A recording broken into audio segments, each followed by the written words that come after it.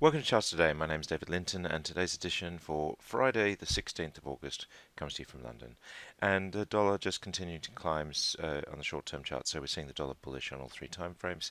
If we look at Eurodollar, that means, of course, that it's bearish, hitting new lows there, sitting at 110.84, back below that 111 level, which is pretty critical. Seeing the yen dollars holding on to its gains there, and sterling actually climbing a little bit as well. So even though the dollar is strong, sterling has actually gained a little bit of strength. And against the euro, much the same story, sitting at 109, so that weaker euro showing through there. Looking at the Swiss franc chart, we see also sterling climbing there too. Bitcoin is stuck below the 10,000 level, $9,890 at the moment, so still short-term bearish. Not a clear downside target to look at, so quite hard to call. Keep an eye on the 1-minute charts if you're trading Bitcoin. Looking at the S&P 500 index after massive changes this week, yesterday was very steady, and the same for the Nasdaq. We are still sitting at these levels that are concerning on support, so we need to keep an eye on that. And looking at the Dow Jones index, we're also seeing very small change yesterday, but just edging lower below those lows we saw last week, which is a bit of a worry. The Russell 2000 index, of course, is still the weaker link, showing how US stocks actually on the broader base market are heading lower, and that June low for the Russell coming under pressure, so that is a worry. The futures this morning looks like the US market will open actually up quite strongly. We've got the S&P future up 0.75%, the Nasdaq E-mini up nearly 1%, so it does look like we will see stocks rising in the US.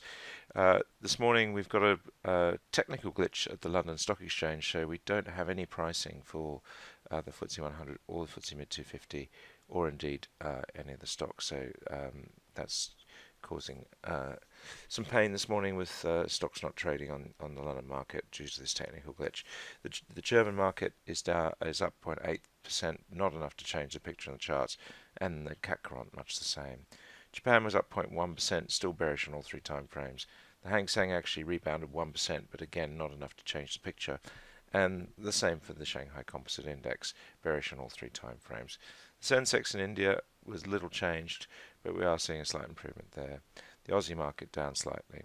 Brent crude is up at 1.25% at $59, but bearish on the short-term chart. And the same for WTI, sitting at $55. US nat gas sitting at $2.21.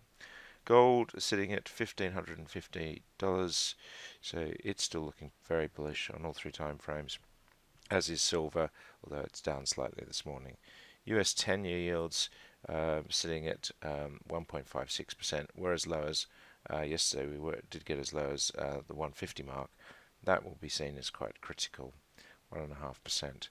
And looking at the German bond, we're seeing it's just a little bit of a pullback there this morning, but still, the bond markets have gone crazy this last few weeks. Looking at the US market overnight, we saw the Dow was quite a lot of performances there. The Walmart jumped 6%, so that was a massive move there.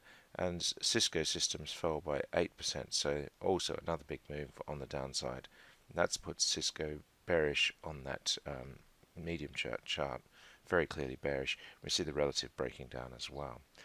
Looking at the Nasdaq 100, we've got NetApp up 3.9%.